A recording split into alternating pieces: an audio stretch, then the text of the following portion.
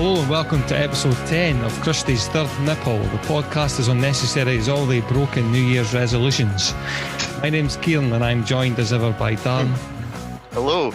And Tarig. Happy New Year to you. And we know you've spent the Christmas period checking out our superb back catalogue of content, and to be honest, we can't blame you. But us three, like the good little elves we are, we were busy watching, reading and listening to as much as we can cover over the break, just to give you guys the best and worst of it all. We've even sacrificed Dawn in 60 seconds to bring you a bumper edition of recommendations and take a deep dive in Youngy's choice of the 1995 cult comedy Friday. So Tarig, Happy New Year. What have you been up to? You know me. Well, hold on. I'm just going back to that intro. But I'm meant to be reading stuff. I didn't know that. I can't. Have you not heard me Dawn in 60 seconds? I can't read. Well, no. I didn't sign up for that. That's the catch me slipping because my New Year's resolution is to read more. That's just for me. It's a call out. Perfect. That's good.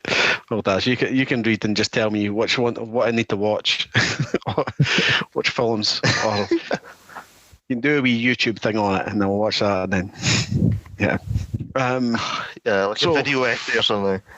Yeah, exactly. Well, Christmas has been and gone, and that's it. All the decorations are away, and everything's right back to normal, as they say, right back into our new normal. It's a distant memory. Exactly. But I'll still keep the drinking going anyway. That's my plan.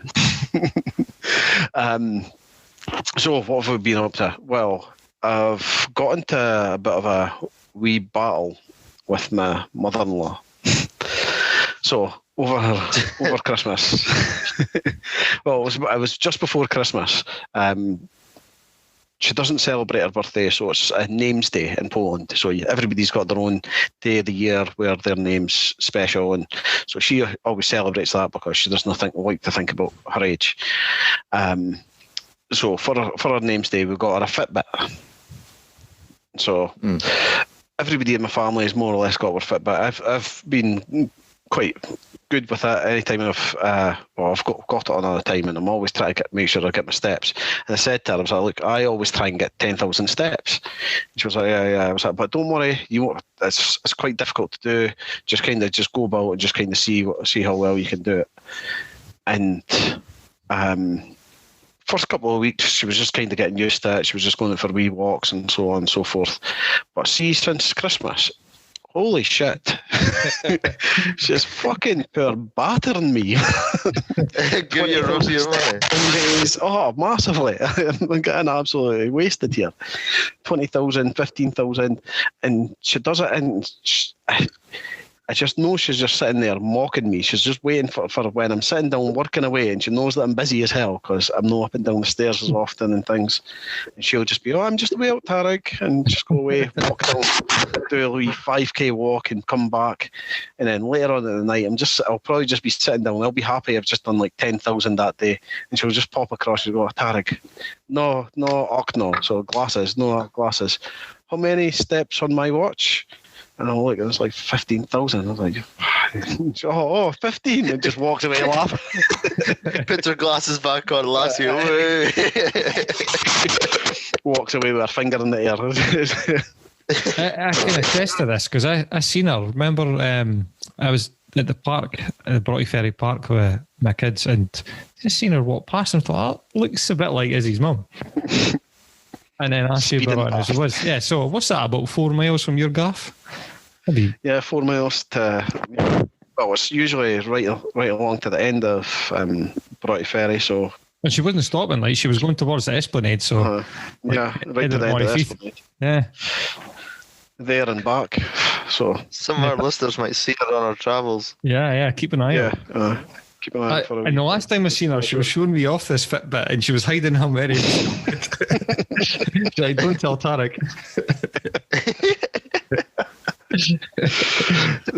So it's on. So I'm going to step it up somehow. But apart from that, walking presumably. Yeah.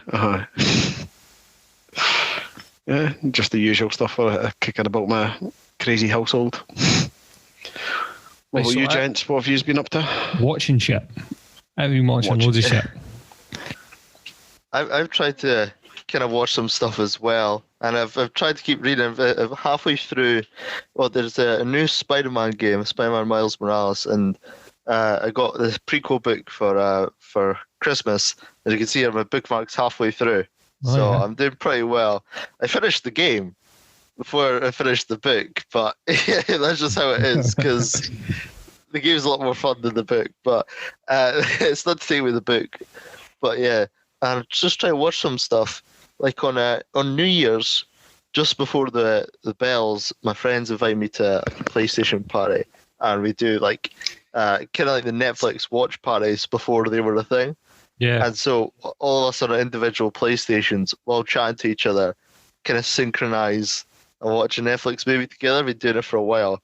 So the movie we watched was one of the recommended ones called Spree, and it's got the boy from Stranger Things, with the Steve Harrington with all the hair, the main characters from that, and he plays kind of like this wannabe influencer, and he drives the Spree is kind of like an Uber over there, and he drives around trying to tries to crave the best content, but it slightly goes like completely off the rails when you realize what he's actually doing, trying to get the views, and how desperately he wants it. And it's there's someone who's online a lot and comes across these influencer types.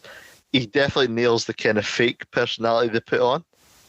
Yeah. Kind of like the always having the perfect life and everything, but he puts it with this kind of more kind of psychotic edge, where with the other ones is just they're just kind of like jerks in real life, but he's just like more aggressive and psychotic. So it's pretty good movies. It was a laugh as well, so it doesn't take itself too seriously.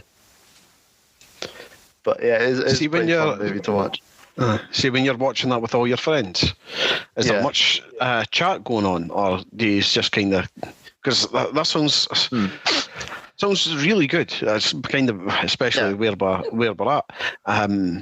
Yeah, but I don't know. I like to just sit down and just have nobody talking at any point going through it. Even if somebody's eating something, I'm giving them skulls across the other side of the room, or throwing the remote control to tell them to shut up. Yeah, it really just kind of puts you in that position if you're sitting on the same couch as them when they're right in your ear. But it really depends on what kind of movie. This was more kind of more you could just chat and react to the kind of things that were going on. But we've watched kind of more horrors or thrillers. Like we watched that, I think it was called 24 June. I think it's like the Swedish movie. It's in, I believe it's in English, but it's about kind of like this massacre that happened. So that was a very serious movie. We all kind of didn't talk too much about that. So you couldn't do is that the one where the guy?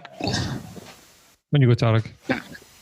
Is that the one with the guy that goes on the island and just goes? Yeah. There's loads of kids on an island. Is that based on the true story then? Based on a true story, I believe. Yeah. Yeah. It's pretty long. I think it's 2.5 hours, but it just kind of really encapsulates how quick something like that can happen. Like it's just instant. It's like right then and there they're thrown into this scenario, and it's then it comes more about the aftermath and recovery and trying to heal after it. But that's not like we were more silent during that. But I was going to say a great movie to watch with the lads, eh? Wasn't my choice. But honestly, that was a great movie, to be fair. My little tell when people are making too much noise and trying to watch something, I'll just grab the remote and rewind it. And just like get them fucking missed that. Exactly. And missed that again. And they're like, why'd you rewind? Oh, why are you watching it again? Because I'm too busy listening to what's going on with you and your girlfriends. Jesus. I'll try that. I watched. I've spoken to Dan about this already, but I think both you actually. But Knives Out. Yeah. Daniel Craig film, and I really enjoyed it. I thought it was great. Really good Daniel fun. Craig's good in it. Yeah. Oh, he is good in it. I saw that in the cinema when it first came out. I went by myself after work. But yeah, that was great movie. It's a lot of twists and turns, and it's, Yeah. So so there's a murder. It's a murder mystery that references loads of murder mysteries from the past. It's like a fan written. Yeah, but in a good way. Sherlock. I think you've even got a Columbo reference in there. Poirot. And what I was saying to Darren as well is like one of the cops is good because he's like a fanboy who's read up on all these murder mysteries, and he tells you, "Oh, that happened in that book." Yeah, that kind of like brings some humour to the thing without taking away the seriousness of the murder and so on. Yeah, the mysteries are about like a murder mystery writer, and so like it's referential with the books he's created in that world. Yeah, it's good. It's good when you get a movie that's actually making you think. See, the murder mysteries, you don't see many movies that are, or recent movies that are bringing this concept in, because everybody spoils it. There's too many spoilers kicking about, so you're not going to actually be able to enjoy it as much. But yeah, this brought us right back to Cluedo. That's my main murder mystery movie. Clue, Clue. Tim Curry, absolutely amazing film. Just because it just keeps warping right back. It's just genius, that film. The only thing I don't like about it is the car chase scene. It kind of seems like out of sync with the rest of the movie. Different pace. Yeah. And she's in this wee car because obviously she hasn't got a lot of money. Anna de Armas' character, and then she's just like outmaneuvering the police. Yeah, it's just so unfitting to the rest of the film. But it's really, really good fun. So I'd recommend that. Knives Out, Daniel Craig, and we think that there's going to be a sequel that is just Daniel Craig's character in another completely different situation. So a whole new. I said to you, I wish that happens, because as much as I like the cast, I feel like we got a chance at another kind of movie or two down the line. You couldn't do the same family, the same household. Nah. It's been done. They got their comeuppance. They got the happy ending. It was a bit girl with a dragon tattoo-ish. Is that because he's in it? No, just same type of murder mystery. A girl with a dragon tattoos still around the one family where somebody's died, and they're trying to work out how it was actually came about. Daniel Craig's character again is an investigator, not a policeman in that. But he's more of a journalist than a kind of a PI. Then he is in Dragon Tattoo. He's a journalist, and in this one he's a kind of PI, but still, I'd say this is funnier though, it's cheekier and that sort of thing. If you were to pick one, which one would you prefer? I'm a massive Dragon Tattoo fan. Like, read the books, seen the Swedish version, seen the US version. So last Darren then. As a character, Lisbeth Salander is right up there with one of the best ever. So I'll need to watch this movie because you've really taught them up, and especially the books as well. Yeah, read the books. No, watch the film and then tell me which one's better. Okay, read because we know how much I like reading. The Daniel Craig, that could be a Dawn. They're Swedish versus American. The Daniel Craig film sticks to the book pretty much page with page. I will say that. Yeah. The Swedish trilogy kind of went off in little tangents or skipped bits. I will say that. And there is only one of that kind of. It didn't make a franchise. It was only one. There is another English film with Lisbeth Salander in it, but it's a new character who plays her, and Daniel Craig isn't in it. So it's kind of like what Spider-Man do. They just change the character, change the actors, and do something else. Still got its kind of plus points, but it's a bit diluted as soon as you move away from the original people. Yeah. you just know that a lot more of the kind of backroom staff have probably moved on, and they're not keeping that consistent. I just think it was feel. It was never meant to be a sequel. Everything. It was just totally different. Just different people did it. And I don't know, a bit of knowledge about the books is the guy who wrote them. What's his name again? Larson. What's his first name? Can't remember. But Stieg Larsson wrote the books and then died before they came out, or died before they got big. That's so sad, eh? That's good. Yes. So, yeah. And then somebody's written fourth book. Again, this is like similar to what we're talking about. Another person took on the story and added a book to the trilogy that was already there. Yeah, that would be interesting to see if he would have liked the movies or not, because you get some classic movies like the Kubrick Shining, but Stephen King apparently hates it. Oh, really? It changes a bunch for the book. I think the main thing he didn't like, because Stephen King likes to put kind of a stand in for himself in a lot of characters, so it's always like a writer or something like that in there. And I believe in the book, Jack Torrance, the main character, kind of has like a redemption, or redeems himself. That he sacrifices himself and blows up the hotel or something like that. But in the movie, it's just pure evil, and I think he saw it as like insult to himself. Yeah, I don't know. I think he puts a lot of himself in this book, so I think, there is a way out talking about that character. But then the movie is just like, no, he dies. So it's so personal to him, and they've just dismissed it. I think there's plenty of other reasons as well. But. Yeah. Anything else, you guys? Well, one thing that I was watching with my young ones was it just came onto Disney Plus, Soul. So it's the new one from Disney. It's about a jazz teacher, middle-aged school band teacher, and his life's not gone quite what he was kind of hoping it to be. He has got a big passion for jazz, and just as he's about to get his big break, he dies. It's quite early on, so it's not.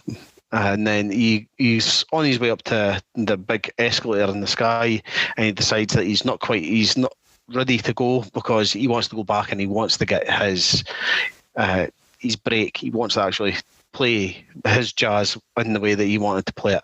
So he tries to get back down to earth, and he eventually gets back into earth. And it's all about kind of the meaning of life, I would say, and it does get really quite heavy.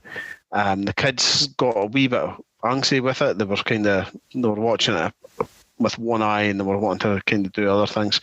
But it's a decent movie. A lot of big names in it. You've got Jamie Foxx, and there's quite a lot of good little side characters. You've got Richard Ayoade and a few other. Who does he voice? He voices the Councillor Jerry, I think it is. So the guy on the boat. Oh, yeah. So the sign twirler. The sign twirler, okay. Sign twirler. Yeah. But no, yeah, I enjoyed it. I'm not sure how much the kids actually enjoyed it. It is like a 6+ or something. So I think I might have just missed the boat with went over their heads a little bit. Too young. Yeah, some of them went over their heads. And there wasn't as many kind of adult jokes. If you like, you usually get quite a few of the adult jokes type stuff. Yeah. Well, it's quite heavy. It's quite. And the theme's quite heavy, isn't it? Yeah. Yeah. We watched that together. Daz, you were here, and then it was kind of like Poppy again. Never really took a huge interest in it either, and she's 5. Yeah. I was trying to. I don't think it's a bad movie. I think I might have tried done too much.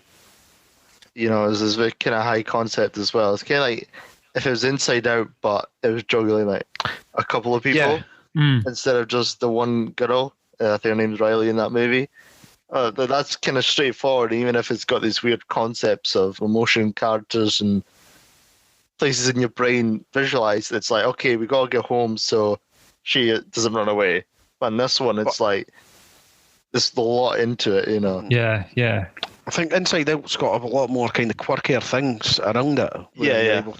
Where the young ones are able to keep engaged. This one's quite... Because the angry guy's angry, red, and the serene one's green, and it's quite easily spelled out. But there's a lot of even the color knowledge. Content within the within the animation, it was quite dulled down. Even in the blue and this type of stuff.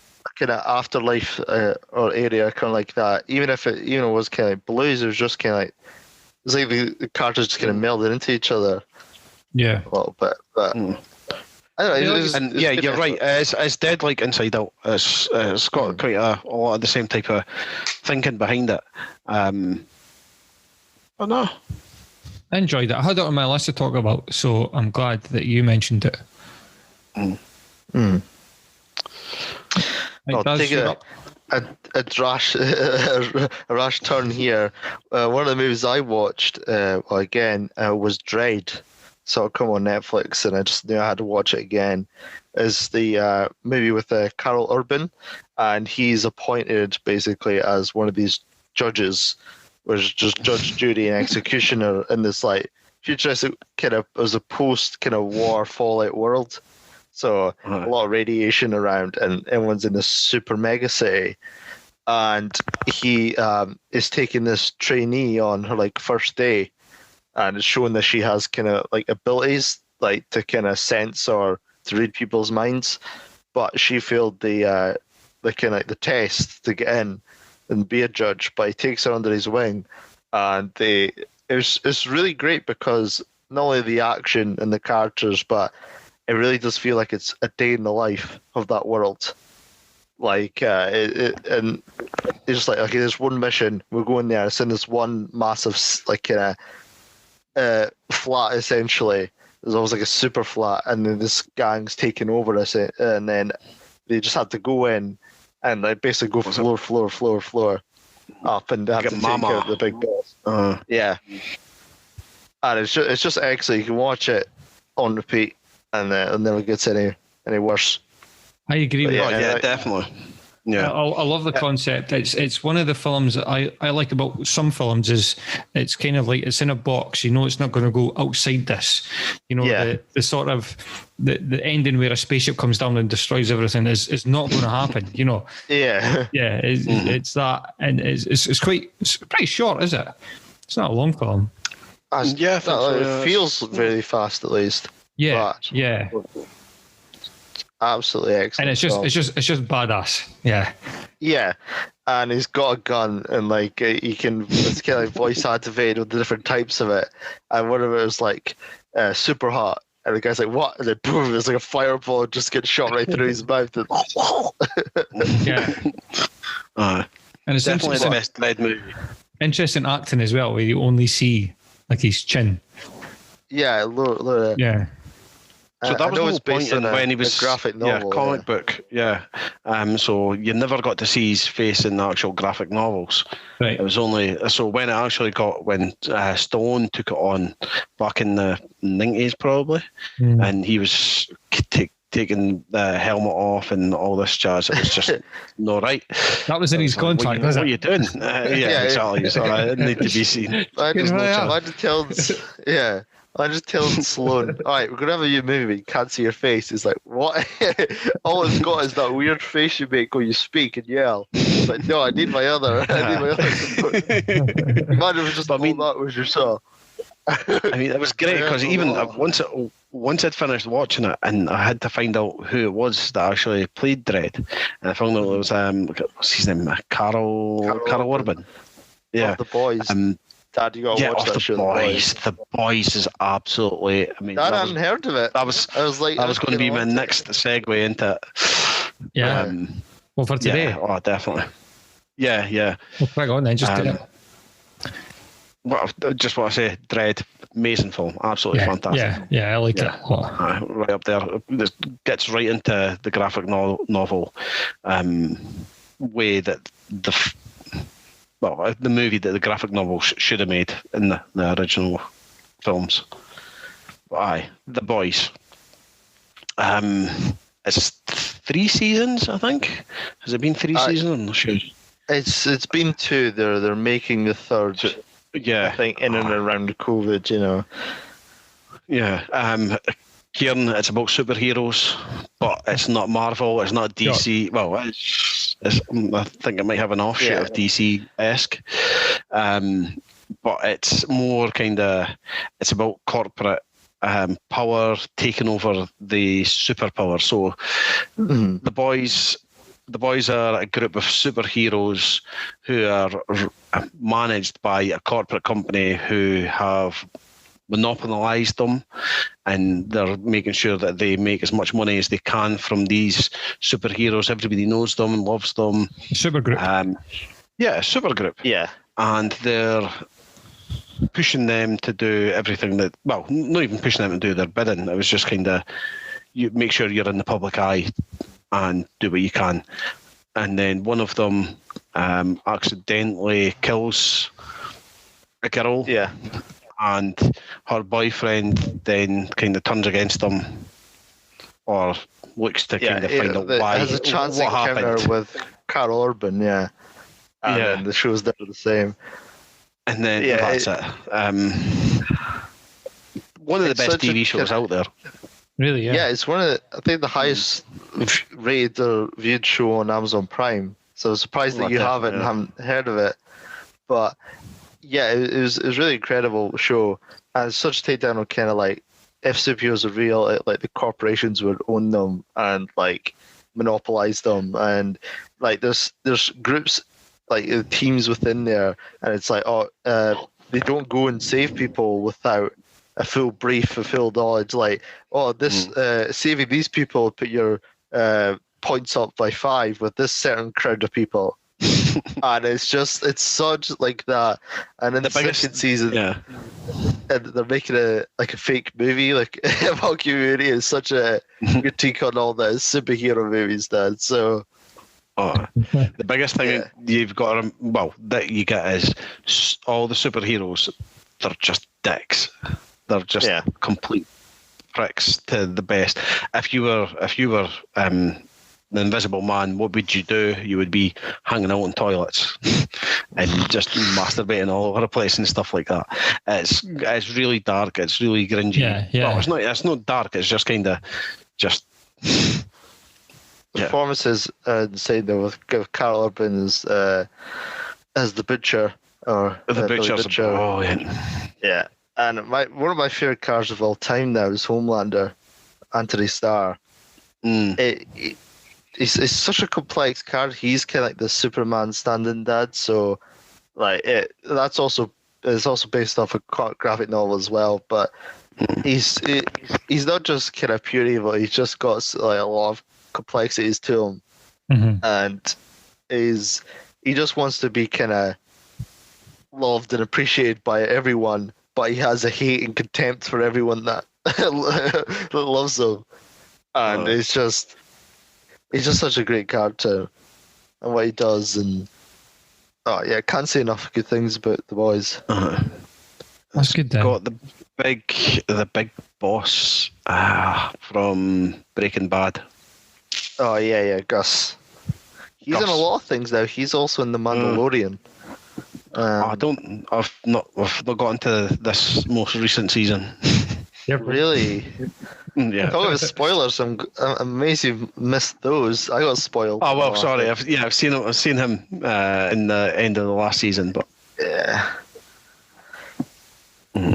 So, speaking of, like you were saying, characters that are quite complex and got a lot going on, I'll bring in what I've just finished on Netflix. It's a series called Jiri Haji, and I'm sorry to our single Japanese listener if I've mispronounced that. It translates as duty shame, and it's I think BBC had something to do with it being produced, but it's on Netflix now, and it's a tale of Japanese brothers. One's a cop, one ends up being like a gangster, like joins one of the Yakuzas and escapes to London because shit. And the brother gets sent to London to find him, bring him back. So he needs to bring him back, or there's going to be like a gangster war in Japan. And if he does bring him back, he's probably going to die. So, there's conflict. There's, as I say, there's shame. Every single character, though, did something quite wrong or bad in the film. They're all trying to get their own atonement or redemption. So there's that. So it's quite good. Like Japanese yakuzas and all that sort of thing is quite. You can imagine they're like stylish, brutal at times. Yeah. You don't see a lot of the brutality. It's kind of there's not like a bloodshed. It's not like a Tarantino thing. Yeah. Yeah. And to be honest, I'm quite mixed with the thing. It's good in that sense. There's a lot to keep it going. There's, it's kind of mixed in with the odd bit of animation in that. Not overwhelmingly, it doesn't take over. It's kind of like at the start of some episodes in that. So that's quite good. I like that sort of thing. But Kill Bill-esque. Nah, I'd imagine it probably goes to the same tradition that Kill Bill got their thing from. But, right, okay. The things I don't like about it is one of them is Kelly MacDonald, I'm afraid to say. Do you know who that is? She was in Boardwalk Empire. She's Scottish, and in Boardwalk Empire, I don't know if it's a hangover from that, but her accent was all over the place. I just found it really unconvincing, and when I seen her in this, although she's just playing a Scottish person, I still kind of find her unconvincing, especially when she's going up against decent characters who put in decent performances. The guy who plays Rodney, he's a London rent boy, basically, who's addicted to drugs, and his character's like complex, obviously, but his performance is really good. And it gets pulled back right at the end, though. The last episode, one of the twists is so clever and so kind of like in the background that you just forget about this character, sort of thing. And then they do something, and you're like, oh, that's the reason that was going on all along. It was really clever. I really enjoyed that. Yeah. Then, just as things are kind of ramping up, there's like 3 stories all converging to kind of come together at the end. There's this bizarre scene that happens that I've never seen happen other than on a theatre stage. I won't say what it is. So bizarre. So bizarre. Right. You're looking for an experience. Watch this show, eh? We were watching it, and Leah says, "What the fuck is this?" And she it was quite funny. She said that the one person who didn't get listened to the whole series gets his opinion chucked in at the end. It was the only way she could describe it. What is going on here? And right. You can't take your eyes off of it. You're like, what? And then it just kind of goes back into the story, and away they go. The guy just comes in off his smoke break, goes, "I've got an idea." Yeah. So, what is it? Big into like musical or something? In a word, kind of. Right. Just so unfitting with what's going on. But I think still probably worth a watch. There's still enough there. I was never completely into it. And then the twist that I'm talking about nearly got me. Like, yes, I'm right behind it. I'm waiting to tell everybody about it. And then this fucking thing happens and I'm like, oh, what the fuck is this? Yeah. And then it ends. It's quite a vague ending, which I don't mind. It opens up a different season if they need to. If they don't, then I'm fine with that as well. So, I kind of like that. It's not one of these happy endings where everybody rides off into the sunset. But it's what we're talking 30-minute episodes or no, it's an hour. It's 8 episodes, roughly an hour long. So it's Gririhaji, Gririhaji on Netflix. I'm pretty sure you can search Duty Shame as well, and it'll probably there's a good chance that'll come up. Also, check out our program notes. We'll have links to all these. Yeah. Any others? And on our Twitter page as well. Yeah. Just one more from me. I watched for the first time the first Nightmare on Elm Street movie, and I was just blown away because you hear like obviously all the slasher classics, and as someone who didn't grow up at that time, didn't get the chance to see them, you just kind of get told that they're good. And I like the Friday the 13th movies, but they are kind of the same. Halloween, the first Halloween, I didn't like at all. I felt I was kind of a bit same, and it was just a bit boring. But Nightmare on Elm Street kind of blows them both out the water for me. And it's also got the iconic villain, but it plays with the idea really well of like a kind of this like demon or something messing around with your dreams and just kind of toying with these high schoolers, and just kind of some of the kills in it are just so memorable. Like I know what I felt like when I saw them, and it's just, I don't know, it's just kind of, like I said, blew me away. And they just really knew what kind of movie they were going to make and just kind of stuck to it the whole time. Because they're going to kill as many people in as many random ways as possible. The premise does seem silly in the face of it, but they do work really well with it. Like creepy man comes into your dreams, like you can see that a lot worse, you know. But they do it in such a way that, yeah, it deserves to be up there with the rest of the horror greats. I was introduced to these when I was about, I don't know, 7. I was watching these films. Mental. Is this? But I've not seen them since then. But I do remember one, and I don't know if it's like 1, 2, or 3 or whatever it is. But there's like a little model on the wall. I don't know if it's Jesus, but it's something on a cross, and he kind of morphs from that. Is that in the first one? But yeah, I think it is a little bit. I do remember, like the main character has like a Jesus, like a cross on the wall. So I think he does simply. I think he knocks it off the first time and then messes with her. Then, right, yeah. I think that is the one. But it's just the idea of Freddy Krueger. I think that's before he kind of becomes more jokey. I think it happens in the sequels, but like he's just a straight out kind of villain. I was put off Nightmare on Elm Street at a very young age. Nightmares and everything. Nah, I was done. Yeah. My brother showed. My brothers made me watch it when I was maybe about 7 or 8, and then that was it. No horrors for me for the rest of my life. Another thing I've been watching was, I'll stick these two together, right? And you might not think they go together initially, but Richie Rich and the Aristocats. So watch them both. This is what I was telling you about. You've been out for your daily walk, your government sanctioned walk now, and you come back, put it to bed, stick a film on for Poppy. So one of them was Aristocats, and immediately before it starts, Disney Plus gives you kind of like a warning, like about how this was written at the time. It portrays certain cultures as, you know, it takes the piss out of them basically. And they're saying we don't condone it. It was wrong then. It was wrong now, but we're not going to take it away. We're going to keep it there and kind of learn from it, sort of thing. So I'm like, okay, let's go. I was already kind of intrigued anyway. The Aristocats, I like that animation. I was up for the, you know, the songs and that. But then I was like, yeah, let's go and spot the fucking racism.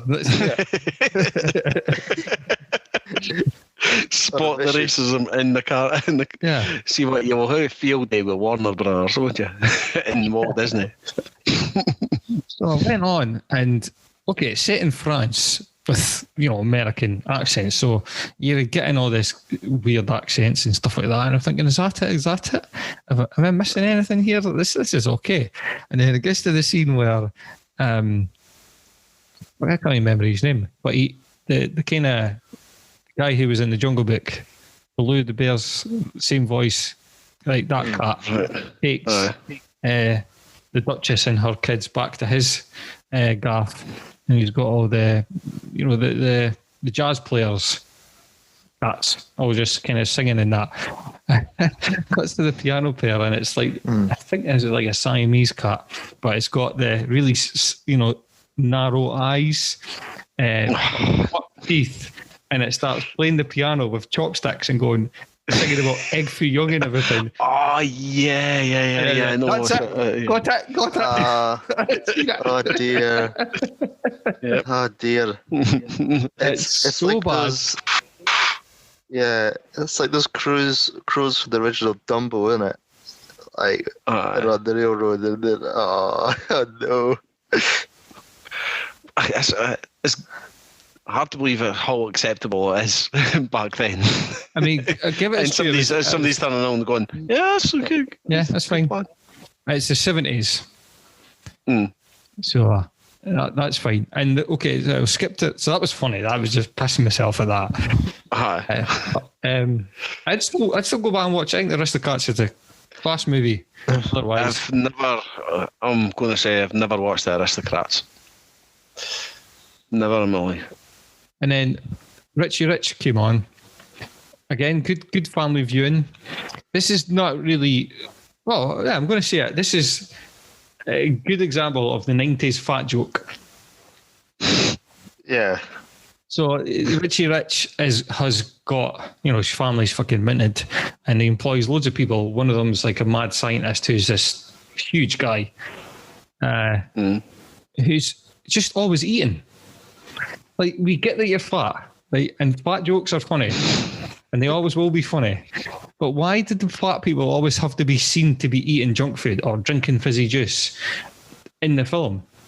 Even one of the kids, his mates, is fat. And there's a joke where when the security guard drops a Twinkie and he runs past, grabs it, says spoils of war, and starts eating it.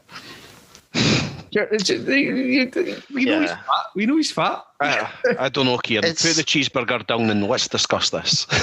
Yeah. It's more me when it's a child actor as well. Yeah. Like, it's such low hanging fruit that, is it funny? Was it ever funny? Like, there's ways to slag fat people. Fat people slag themselves. Ricky Gervais does it very well. I'm not saying you shouldn't have fat jokes. I never think it's funny when fat people are just eating, like, for the sake of it. That's the joke. That is the joke. I'm fat and I'm eating. Yeah, when it's just too glaringly obvious, then what's the point? Yeah. I mean, just drop that one and give a wee subtle one at some point. There's one of them in we watched a bit of Jurassic Park, fat scientist drinking fizzy juice. There's a fat joke in Friday as well. The one who's meant to looks like Janet Jackson. But that was a brilliantly. I love that fat joke.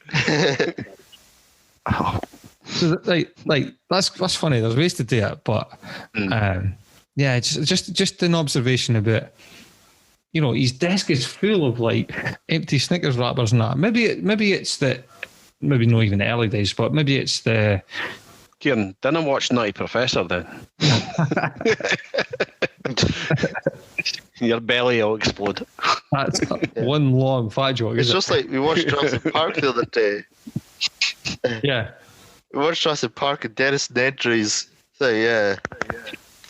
It's just full of fucking junk food. And what's that thing where the sponsors pay to get in it in the film? Transformers done the. Oh yeah, all that the sort hell of thing. All that. Yeah. So maybe it was that. Maybe he needs to be shown a fucking Pepsi can. Where we're going to put it up?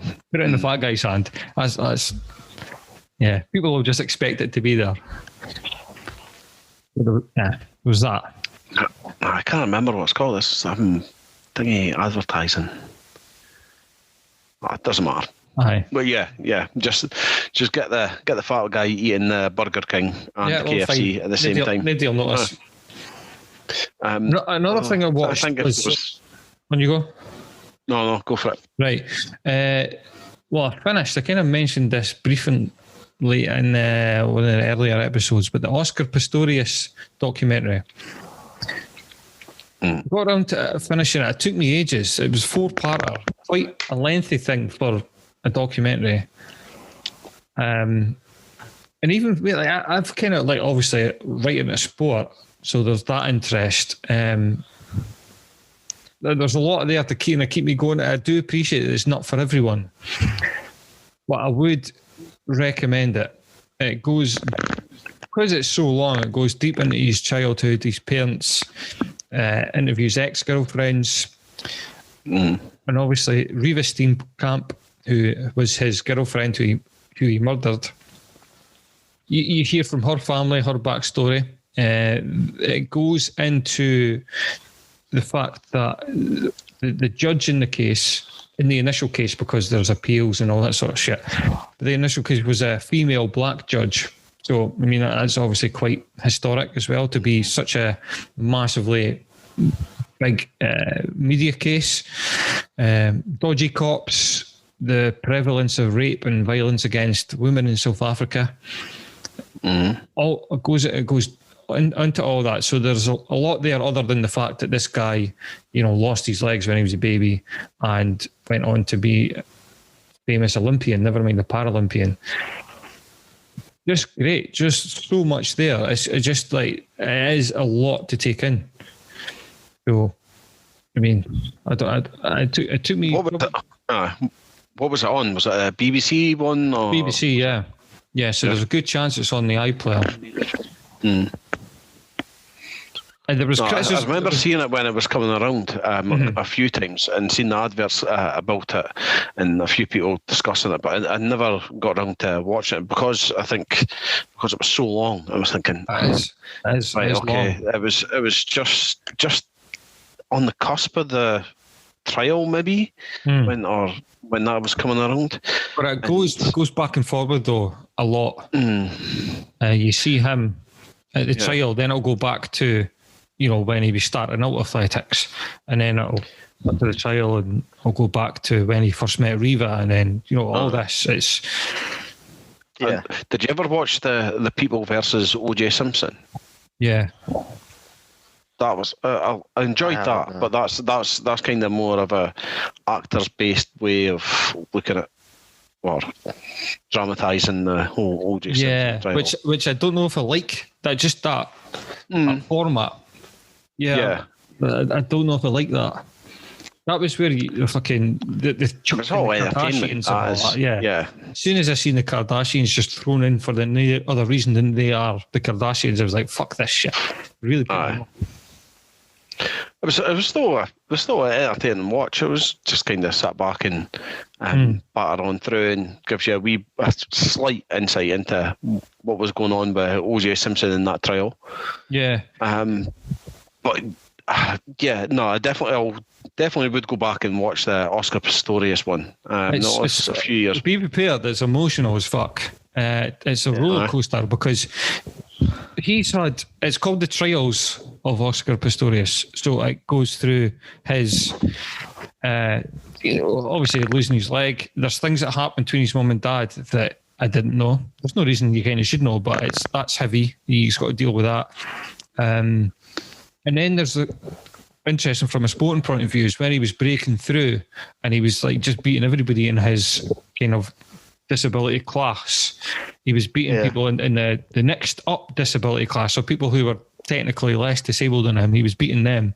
He was getting times that he thought, let's go race against able-bodied people. Yeah, that's to beat them. And then there's a court case where he has to fight to get into the Olympics because they were deeming that he had an advantage of no legs. The blades that he used, it was called the Blade Runner. They said that they were giving him more spring than a normal ankle would, especially kind of later on into the race. Because like from just the naked eye, you've seen when people tend to slow down, he seemed to be speeding up. So there was all that. He had to like fight in the courts to get to run against people, and then there's a lot there. But what's good about it? Just quite haunting when, as you said, with he'll go be in the court, but then it cuts back where he first meets her, and it's like, oh god, they'll cut back. It's like you've just talked about her death, and yet here we are, much younger, obviously alive and happier, and you're like, oh no, because you know how it ends.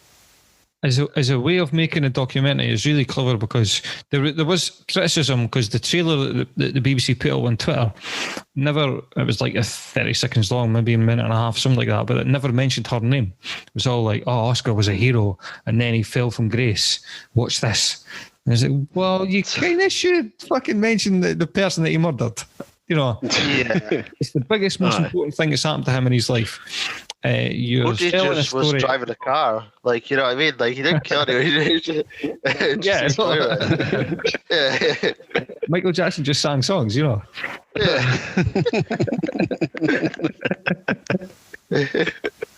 But what I will say is, watching it though, it always did a good job of bringing it right back to why you're watching a documentary in the first place, and that is that he killed Reeva Steenkamp. So yeah, I mean, as I said, a roller coaster of emotions, because you go on a journey with him, and then you get hit with this again. Boom, yeah, he shot her, and there's a lot that goes into a person, you know. Oh, absolutely, absolutely. And he should be defined by that, but also by a lot of other things. Well, what I will say is, if your mind's not made up about Oscar Pistorius before you watch it, it will be after. You get everything. You get everything. So I would recommend it. Obviously, it's not for everyone, but it's definitely worthwhile. I hope it's still available on the iPlayer. We'll check that out later and stick it on there. Facebook. Twitter. So I've watched quite a few other things, but I think I might just batter through them, and then just kind of give a quick synopsis. Like Cobra Kai on Netflix. If you've watched any type of Karate Kid, get Cobra Kai in your life. It is amazing. It is absolutely fantastic. I've just finished watching season 3 of it, and I'm gutted because I can't wait, because I'm going to have to wait even longer for season 4. That's how bad it is. So get watching Cobra Kai. Must watch. Right, I'm going to do the rest pretty rapid. So Midnight Sky, George Clooney, he's stuck up in the North Pole trying to direct a spaceship back to Earth. Predictable. If you fancy a watch it. Death to 2020. It's a wee recap of 2020 and everything that's been going on. Yeah, watch it. It's all right. Taskmaster, decent, very decent. Me and the missus have been watching season after season. Must watch. Introduced the young ladies into Sister Act 1 and Sister Act 2. You're daft if you've not watched that, because they are amazing. Oh, Sister Act, fantastic. Sister Mary Clarence at her best. The morning show, we finished that off. Must watch. Really, really good. It got better further into it. We got it. The Queen's Gambit. If you've not watched that, I don't know what's happened. Because I think it's one of the biggest watched show on Netflix. Had you seen that before we mentioned it here, or did you go back? Like, had you off our recommendation? It was off your recommendation, right. Kieran, yeah. I went and watched it, and it's really good, isn't it? Once I kind of got into it, I was just like, wow. There's something about it's so amazing. There's something about the style of it being shot. I don't know what it is. I don't know how it is, but there's some things. 70s, 80s kind of. Yeah, it could be that. It could just be that, because there's one that I'm going to talk about that's set in the 70s as well, and it's just could be that era that I just like. I just know immediately. There's something about. Well, I saw a clip on Twitter from like a cinematography account I follow, and there's like this, it includes this long shot from the Queen's Gambit. I think when she first goes to Vegas. Mm-hmm. And she gets out of the car, walks out the hotel, goes a massive like spiral staircase. But it's just this long take, and it just follows it all the way up and everything like that. But it's not like right in her face; it's quite back, so you're kind of breathing, taking all in, and it just like goes into it. It's like there's no need for that. You can just all right, she's in the car. All right, she's upstairs. Cut. Yeah. And then no, it's just. I'm sure they do that in the 70s, 80s porn that you used to watch, Kieran. That might be what you like. Yeah, takes me back. My comfort blanket. Your sticky blanket.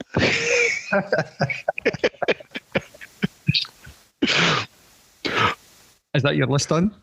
Sorry, that's my list done. I got down to Cluedo because I was wanting to discuss Cluedo, but you've mentioned the Knives Out, which brings Cluedo. Oh, okay. I watch as well. Right, I'll run through the rest of my list then. Finished Mindhunter season 2. That's terrific. It's kind of it's quite a fact-driven series. It's based on a newly formed division at the FBI, which deals with behavioural science kind of thing. It's the start of it's the guys. It's the FBI small team who developed the theory of a serial killer. So they go back and interview serial killers who are in jail, serving time for what they've done, and basically just asking questions. Like, they don't sit there and judge them. They just say, what was your feeling when you were doing this? Why did you do that? Ed Kemper, they speak to, he was the co-ed killer. He used to chop off the heads and have sex with the heads, everything like that. His actor is phenomenal. Amazing. Like, I think he's won awards for his turn in that. It's really good. And again, that's quite stylish. It's quite minimalistic, I would say. I think David Fincher is kind of in and about that, yeah. Yeah, and so is Charlize Theron, who played a serial killer in Monster. So she's like an executive producer or something in this. So that's quite interesting as well. So again, they interview real life killers, although their characters are kind of loosely based on people who existed, and they've got backstories too. Yeah. Which, what I was going to say is, in the second series, I'm always interested in how you kind of make things different from the first, or how you extend the season. Yeah. Do you just repeat it, or do you bring in a new element to it? And in the second season, there's kind of three main characters emerging. There's the two cops at the FBI, and they've brought in a doctor who's like an academic, and each one of them have got their backstories kind of ticking along in the background. And the one I find least convincing is that one of them develops an illness, which kind of starts to affect what he does. But I think they're maybe playing a long game with that, because they're already setting up season 3. They've introduced a killer right at the very first episode. At the beginning of the episodes of most episodes of season 2, you see this killer, and then they just leave it. Yeah.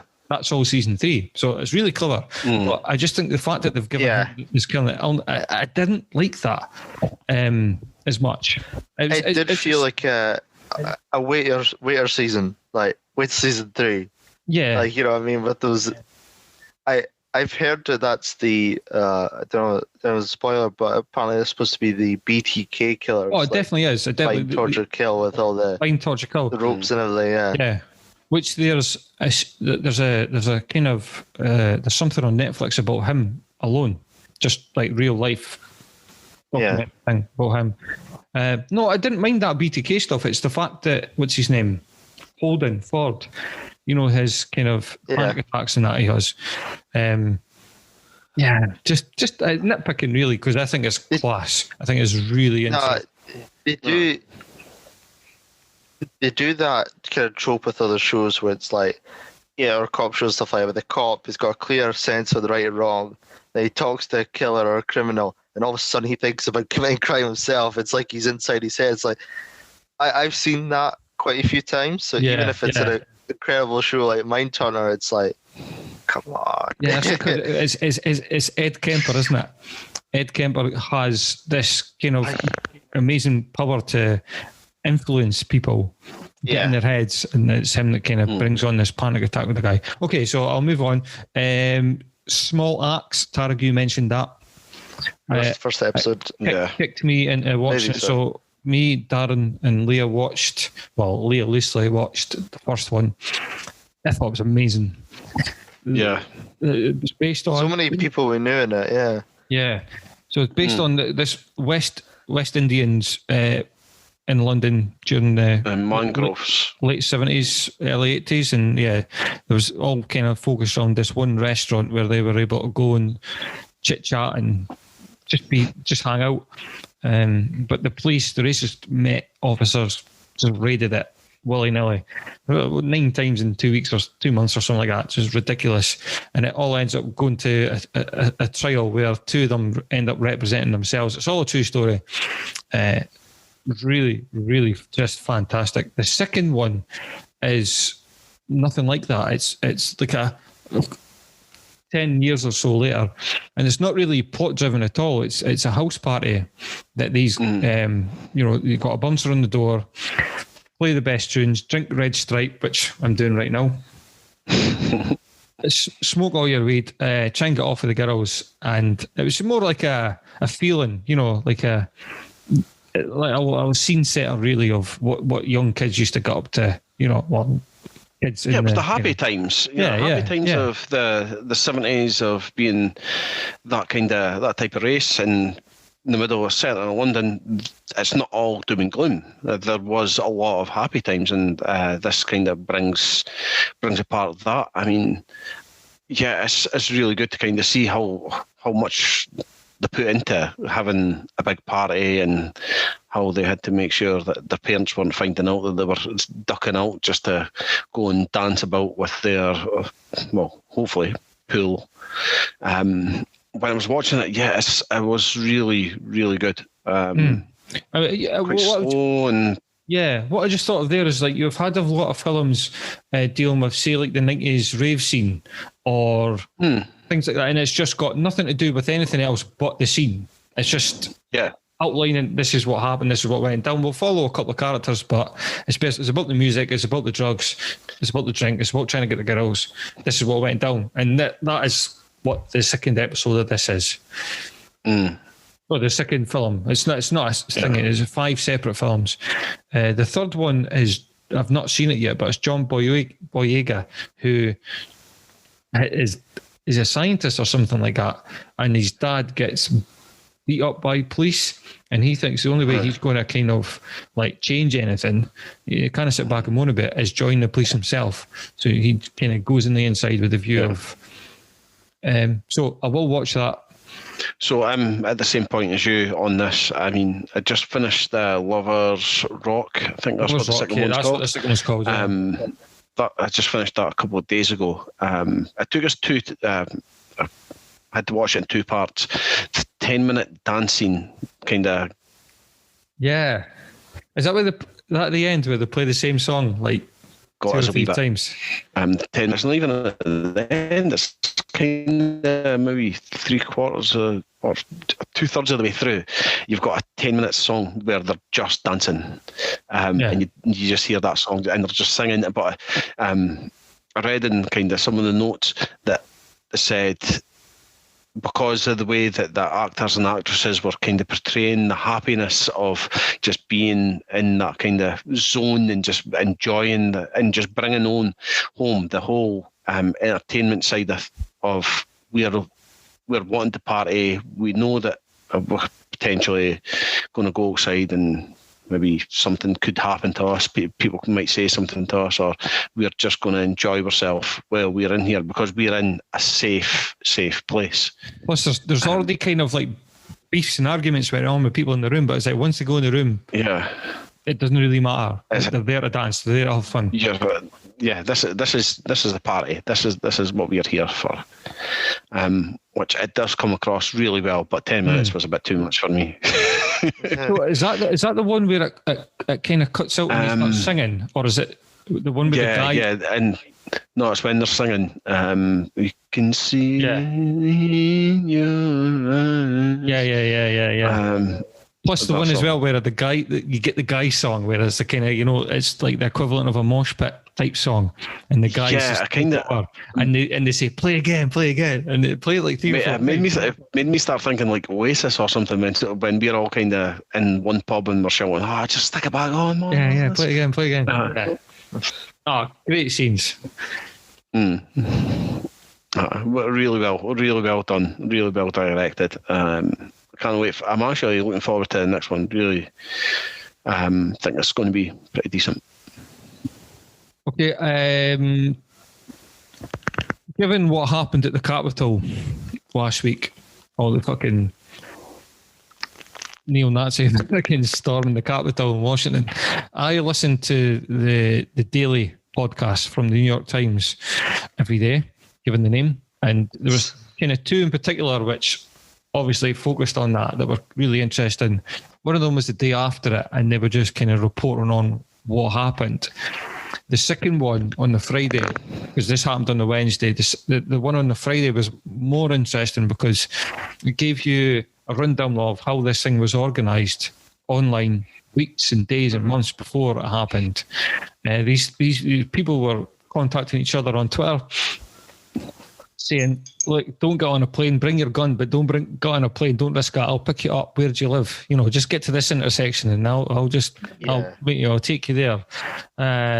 There's guys turning up with jumpers saying, Revolution Day, January the 6th, blah, blah, blah. This thing, and then, so it goes into that, then it goes into the reason why, some of the reasons why the police or the in state police, National Guard, why they weren't so organised or why they weren't given in the same presence as they did during Black Lives Matter and what happened in Portland and all that sort of shit. Partly it's because of what happened then, the scene of National Guard coming in, taking over state and city police operations was such an eye-opener. It was over the top, it was unnecessary. Local mayors and that were kicking up, fuck, we don't want this. And so when it happened in Washington, kind of when it was most needed, it just wasn't there. Yeah. People have been called to resign because of that reason. Is it because of that? Is there a sort of political element behind that? Trump had been in playwriting this for ages. He'd been setting the scene. He'd been urging people to do it. Did he have a hand in the lack of National Guard and that being there? Don't know. Is there actually fucking a feeling in the police force that they agree with him? Does he have the military on his side? Are they stepping back and letting this happen, just letting that play out? So it goes into all that. So that's interesting as well. I'll put links to these in the show notes. I did give it a listen too, and it's quite interesting, just more of the backstory. And some statistic, it was like every 10 seconds it was getting like 100 new members or something like that, and it was just insane. And then when Facebook actually came around to kind of shut it down, it kind of had the same effect as what you shut like a large group down. They just splitting her off, and then you can't find them. It's like, I get it was harmful and they're the right thing to do, but it's like, I'd rather have them where I can see them. It's kind of similar to Trump getting banned and they're trying to make this whole Parler thing come off. Like they shut that down. Apparently, they took off all the app stores, but it's like, and Amazon hosts that website, and now they've pulled it, so it doesn't exist anymore. But the damage is done because it's been there for so long. The thing with that Facebook group, it was only been like 2 or 3 days, but that was enough to kind of congregate any of these fucking weirdos. And anybody who saw any pictures that they were posting on these, like all these kind of fake documented so-called fake ballots and everything like that, photoshopped, and anybody who was like, no, that doesn't look like a real voting ballot, I'm from that state, cut, gone, out of the group. God. Oh, well, you can pick and choose your mates, but you can't pick and choose who's going to back you up in a military coup against the US president. But that's the thing, though. The next Trump or the next coup or the next order or something like that, or to call it, might happen on a Parler. It might happen on a different app that most people aren't on. And so people are just caught unawares, I'd rather have, even though I did all that, I'd rather have him where I could see him. And then, better the devil you know than the devil you don't. But I don't know, because it might be one day it doesn't have to go along with an event. Like this was because they were trying to swear in, or they tried to put a vote for Joe Biden in that day. But it might just be a random day, a random place in America. You don't know, and it happens, and 100,000 people are aware, but you're not. So yeah. All I know is I've cleared my diary for January 20th just to see what goes down. Is Trump that did Friday? say he's no there. Yeah, he won't be there. But again, people are trying to there's clear. Trump can be clear sometimes, but people do try to mind read him. Other times, people are like, I think he's just being a sore loser in this instance, so he just doesn't want to see Biden win. But other people are like, he's sending signals to his followers that so if they do attack, he won't be hurt because he's not there. And it's like, I think that's might be a bit much. So you should just bomb the place, yeah. Well, like your God won't be there, so you can do what you want. I think that's a reach, but anything else then before we round that up? No, I think I've covered everything that I was kind of wanting to cover. It was good 2 weeks of full watching and drinking and present opening and a doll's house building in my house. So it was hell of a good time. I did try to make sure that each night me and my wife Izzy were drinking a different type of drink. So one night we were drinking cocktails, next night we were drinking wine, next night we were on spirits. So yeah, it was good 2 week rest. I'll end this by saying I fucking love eggnog. Yeah, he tried it. We even spoke about Friday. Where have you been? Oh, we're going on to that. Where have you been all my life? Here's the rest. Alan, LAD, Alan Dildos, eggnog is the way forward. Every year, that's going to be in. Like quitting my job and just setting up an eggnog stall right beside that place outside the V&A. Fuck your donuts and coffees. Come get some eggnog. No. Like he's a donut and coffee and an eggnog. Right, it's lockdown. You ain't got no job. You ain't got shit to do. Sit back as we take a deep dive into the 95 cult classic Friday.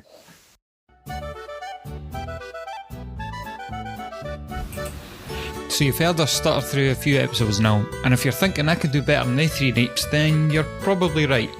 You can even do it right from your mobile phone. The free Anchor app has all the tools to record and edit your podcast, and Anchor will do all the distribution to places like Apple Podcasts and Spotify for you. You can even make money right from the start.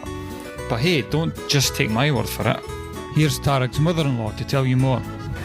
Download the free Anchor app or go to anchor.fm to get started. There you go. Simply download the free Anchor app or go to Anchor FM to get started. Just remember to plug in your mic. The best place to listen to Krusty third Nipple. It's nice.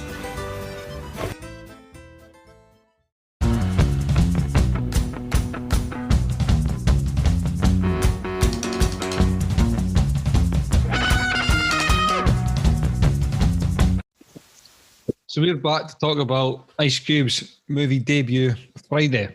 This was recommended by our previous guest, Youngy. Great choice. I have not seen this. Probably. We're super fan. We're super fan. We're super fan, Youngy. That's right. We probably won't be listening to this, given what he said on the last episode. Betrayed us there, didn't he? Yeah. But say that was Ice Cube straight out of Compton, out of NWA, wrote this introduced. Well, it was probably first hood comedy. Yeah, definitely. Yeah, I would say this was the first big comedy coming out of that. You thought anytime you thought of any American movies, it was always about the gangs fucking people just getting shot up and Serious stuff, wasn't it? It was like boys in the hood, Boys in the Hood. menace to society, all that hard gritty. Yeah, and then Friday. Yeah. How can you make Compton funny? It was the budget was $2 million. It was shot over just 20 days. Mm-hmm. So obviously 2 million went in Smokey's weed budget. But an absolute high school essential for us. You know, for me, it was like you couldn't have go to high school and not watch this film. It'd just be impossible. You'd be cut out every conversation, all the quotable lines and everything. I've kind of picked up all the quotable lines just by osmosis, by on the internet and stuff like that. All the gifts or the damn they do just by being around and talking to people. But I'm so glad I watched this movie. So is it the first time you've seen it? First time I've seen it, yeah. The funny thing is, I'd seen it, but I didn't know what it was called. Even though I was playing where there was no one thinks about it. It's such an easy tale to remember. I've got to admit, this is the first time I've seen this movie sober. All the analysis was needed. Yeah.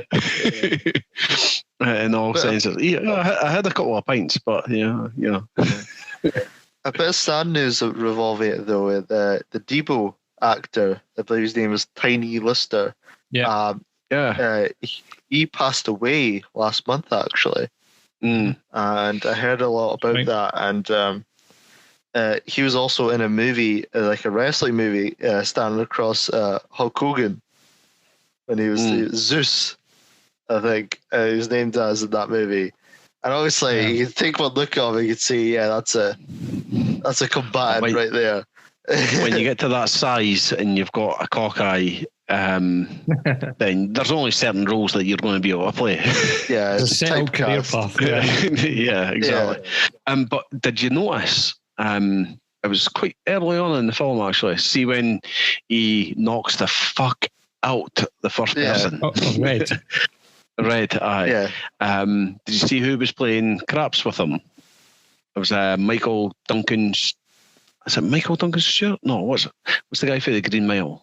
Is that the guy who is uncredited though?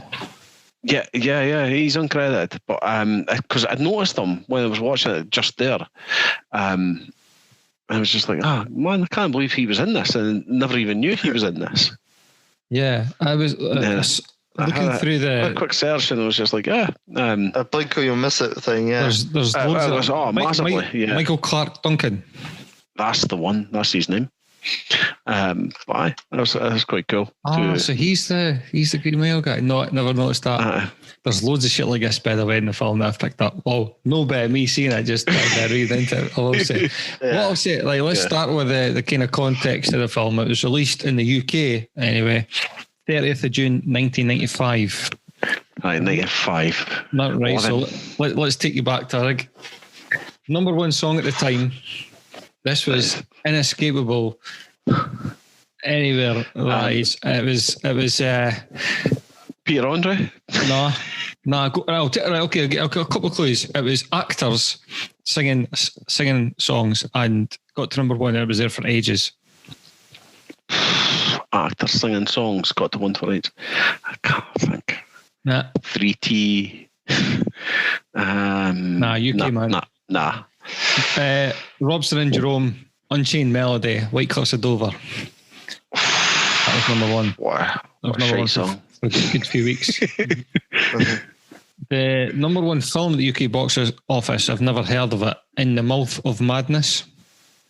Oh, I've actually heard about that. The main guy in Jurassic Park, actually, Sam Neill, but it's kind of, I believe it's kind of unofficial trilogy with other movies like The Thing, the Kurt Russell movie. I believe there's another, but it's kind of make a kind of trilogy. It's kind of like Canal trilogy almost, like kind of unofficial. Right. But like you see that bundled together a lot. But apparently it's kind of like Lovecraftian and stuff. Okay. Have you watched it? No, I've heard a lot about it. Well, you've got 2 weeks though. Report back. The number one film in the US was Pocahontas, the Disney film. Pocahontas broke Congo's record for the highest weekend debut for a film featuring a female protagonist, which was set 2 weeks earlier, beating Alien.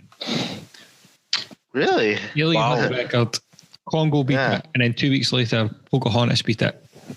That's mad. Yeah. Even though that time you normally think Stallone and Schwarzenegger and stuff like that, there's a lot of like action women as well. Yeah. And what do you think is the film? No, I don't know the answer to this, but what film do you think is the highest? Probably Captain Marvel or something like that. Just some Disney.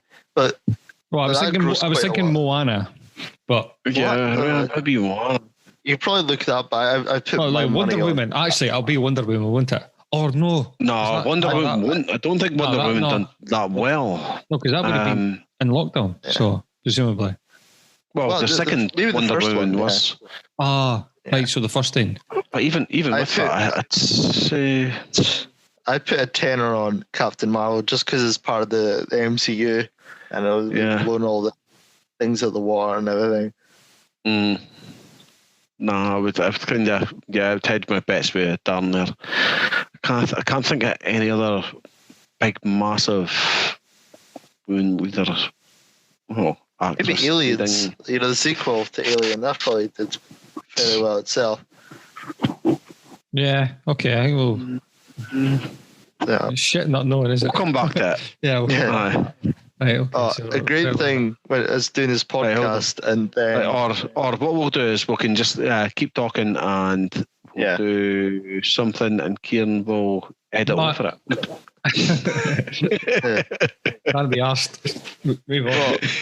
A great thing with doing this podcast is that also you got to watch random movies in random order, and you see some actors overlap. So we saw Bernie Mac again, and we saw the small guy from Bad Santa making another appearance to Krusty's third nipple, and it's so funny because he's like, it's them again.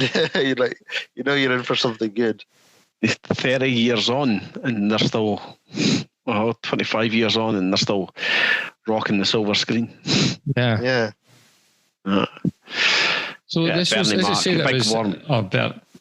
I was just saying that it's quite a low budget film, but Chris Tucker was saying, I listened to his appearance on the Talk is Jericho podcast, and he was talking about the low budget and how you basically just had 2 takes to do everything. Yeah. Unlike when he did all the shit with Jackie Chan, just like 20 if you want. But even still, Ice Cube still told him to just, roll with it. So Chris Tucker was improvising a lot of his lines. And so people were kind of reacting to that on something, just a low budget. So, but you wouldn't really tell that. You would think, not that it was tightly scripted or that, but it worked. It flows. Yeah. Oh, yeah, definitely. It works really well. You can't see any kind of... You wouldn't put that... You wouldn't even think that, watching that movie, that there would be more than kind of 2 takes. I'm pretty shocked at that fact, actually. I thought they were kind of rolling through loads of script, and Cube and the other writers are sitting scribing away at the side. Trying to get every word nailed down. Yeah, definitely. I suppose they were all straight, not too far from the street in the timeline that they've been kind of famous. So they were able to still bring home their honesty, their honest approach to being stoned, looking out for big ass, bald-headed niggers that are ready to steal you. I love that musical intro you had with Debo. Whenever you had him on screen, you had the bass or something. He was arriving. Something I noticed the second time it came on was crows, the sound of crows in the background. Yeah. or vultures, even something like that. And I just wonder, Like is death that or maybe- something, yeah. yeah, is that does that happen the first time as well? I'd like to go back and see, but definitely the second or third time he rolls on his bike, you just hear the craw or the crow. Yeah, I thought that was pretty good. I love the setup as well with he got fired on his day off. Yeah. Like it's one of the funniest things I've ever heard. Like, how are you going to get fired on your day off? Undoubtedly, the best character, one of the best characters has got to be the dad. The dad's great. He is. Yeah. Be back in 35 to 45 minutes. Don't go in there. He's absolutely amazing. This movie must have set him up. I don't know how many films he had beforehand, but this must have launched him. John Witherspoon. Yeah. So he's another one who's dead now. Oh no. Yeah. He died. It's not good going for this film, is it? No, it's not a good track record. Michael Clark Duncan, Debo. Bernie Bernie Mac. Mac. Bernie Mac. Jeez. Oh, by the way, Tarig, this boy had a fair. His IMDb list pre-1995 goes all the way back to 1977 when he was in the Richard Pryor Show, the TV series. He was in the Incredible Hulk TV series. Hill Street Blues. I missed that. I missed that episode though. Being swimming about in my dad's bollocks. Yeah. There's Boomerang, Meteor Man. Boomerang. He was in the Fresh Prince of Bel-Air. Aye, so was the what's the girl at the start? Well, the Debbie, is it? Nia Long. Who Craig's after? Yeah, that's it. Yeah, she was Fresh Prince of Bel-Air. She was trying to marry Will Smith down, and then decided, how the hell can we continue on with the show with Will Smith being married?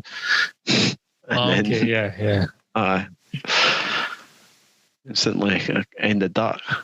I remember, just before we sat down to watch this, you were texting me, Tarig, and you say something like, I hope it's still good, hope it's still funny.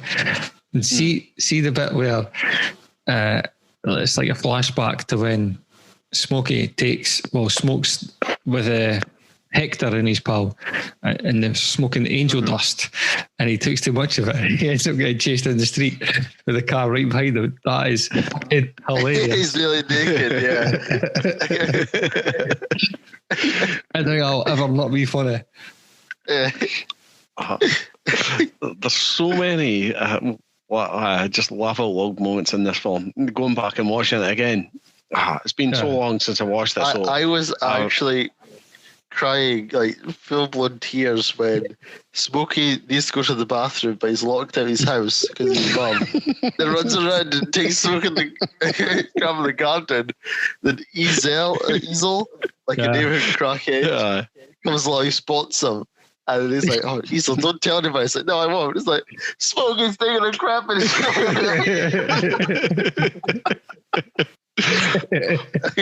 won't tell anybody else now. It's funny because there's nothing you can do about it. Once you started, you're in that position.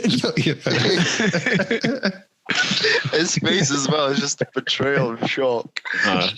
But I think the best thing about it is how relatable it is for people growing up in the 90s. Kind of your mates were your mates, and that was how solid you were. Yeah, you would ride or die with them. If they were due £200, well, no, I'd ditch the hell out of you. But I mean, it's just kind of everybody it was all about the street rules, and you need to make sure even his dad was kind of saying that to him, drop the gun, and it's all about your fists. You've got to, if you want to be a man, you'll push on with your fists, and that's what kind of made it. Yeah. And I mean, how good Ice Cube was at writing it. and I can't remember who else the other person was, kind of bringing that type of thought process as well as the comedy, and he got it. He really nailed it with Friday. I think DJ Pooh had a big say in it. So the guy who plays That's Red. it, DJ Pooh, yeah. Yeah, it's the guy who plays Red, who apparently was up for being Smokey at one point. It's pretty funny, but If it wasn't Chris Tucker, I know. Chris Tucker absolutely fucking nails it. he's this. you got knocked the fuck out. Go and say that again, Dan. No, that's it. Dad was drinking, so I had to time it well. You And did. just, Really spat all over my Christmas present there. yeah. You got knocked the fuck out. See, on his podcast, he talks about being physical with his comedy, and there's no better portrayal than that. Yeah. So when he like jumps on top of the guy, his body just shakes, his head's giving it back and forward. You got knocked the fuck out. even when just before he's awake, when Rob Craig's next door neighbour and Debo's standing in front of him and he's doing all these faces behind Debo's back.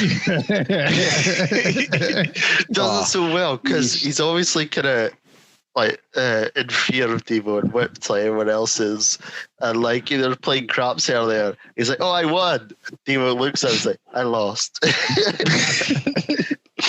The fact you're saying that was done in 2 takes, man, that's I would have been really laughing the whole time. Like these are a lot of seasoned actors in here, but you know, I would have. Well, there's a lot of kind of like new guys as well. Old guys getting their breaks. I know we've talked about Witherspoon and that being there, but this is Cube's debut. This is pretty much. I think Chris Tucker might have been in another thing, but this was his breakthrough, really. Oh, it'd be his breakthrough film. He would have been doing Hunter. Yeah, good bit of stand up beforehand, and like what's the TV show that all the comedians go on, like SNL. Eddie Murphy kind of get SNL. Yeah, that's it. Yeah. So he would have been on all that type of stuff. And like you talked about the gun. The gun's almost like another character in this thing, isn't it? It's kind of its own. Yeah. So if there's a theme in it, it's whether you should use it or not, and it kind of makes an appearance. And I'm kind of glad that he didn't use it. I know at the end he does shoot him, but it cuts back to the speech with his dad, which is about as kind of serious and emotional as the film gets. When he's like, "Nah, don't use the gun. You be like a man." Yeah. And then it goes to where he didn't use it. He put it down, and then he got his ass kicked.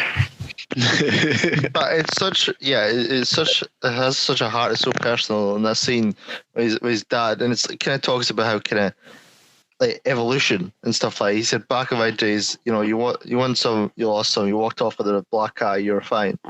But I bet back in those days they didn't have a Debo, or they didn't have drive-bys in that style and stuff like that. So it does talk about kind of like an escalation of violence.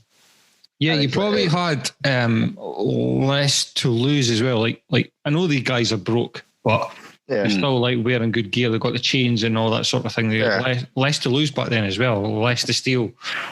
Things were cheaper and all that. Yeah. Another thing I wanted to ask you about is Cube breaking the fourth wall. Did you like that? I thought that, but Chris Tucker does it as well. Tucker at the end, he does it a couple of, just a wee bit after it. Right at the end of the film, that's fine. I'm not too fussed about that. I did think, well, do they need to do it? But it's a comedy at the end of the day, and he's just kind of. I feel like Tucker would have said that without the camera there. You know what I mean? Yeah. Just to get one over on the guy, sort of like, wait, kind of thing. Yeah. So Didn't ruin it. I liked one of them, the one where I think it's when Joy comes out of the car and comes to his house and actually gives him shit and he says, get the fuck inside, and he just goes, he looks at the camera as if to say, what the fuck? We've all been there, haven't we? That's the only one I think that works. The other one, the one with the ice cube, where it drops the ice cube.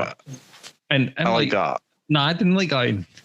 And then there was one near the end as well. I think it's overkill. I think there's one that really works.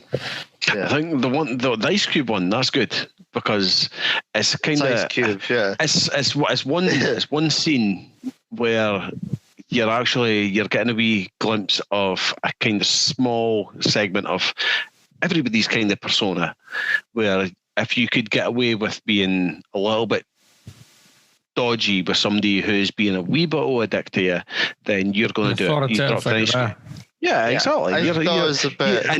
And that's the whole concept of that. He's bringing in you because he's doing something that everybody's probably done before. And with him breaking the fourth wall is just kind of saying, right, guys, should I do it? Yeah, let's fucking do it. And then, my dad's being a wee dick here. Let's go and give him a fucking ice cube that I've just dropped on the floor. Fuck it. I mean, I was going to bring that part up and kind of say, what type of things have you guys done that's been a wee bit come saw? I know what I share. It depends on I was listening to this. Probably some mocking of their voice in a different room, quiet, so they don't hear. Just to be honest, fuck you, Dad. I hear you, Dan. I've done a few of them. I've done a few of them with your dad as well, so don't worry. Kieran, you keeping quiet? Yeah. There's one of these I'm going to take to my grave. Yeah. But with your friends it's different because you're just kind of they'll do it bad to you, but if it's like a parent or something, you have to be really quiet. You're like, call your mouth. Yeah, definitely. But no, I like the fourth wall break there, and yeah. What do you guys think? It brought something to it. I kind of get a laugh at South Park when I hear Americans saying Craig. So Craig. Craig. Yeah. And it's funny because Craig's in South Park is such like a he just he almost speaks monotone. Yeah. And it's so weird, like this completely different character. It's also named the same. Shut up, Craig.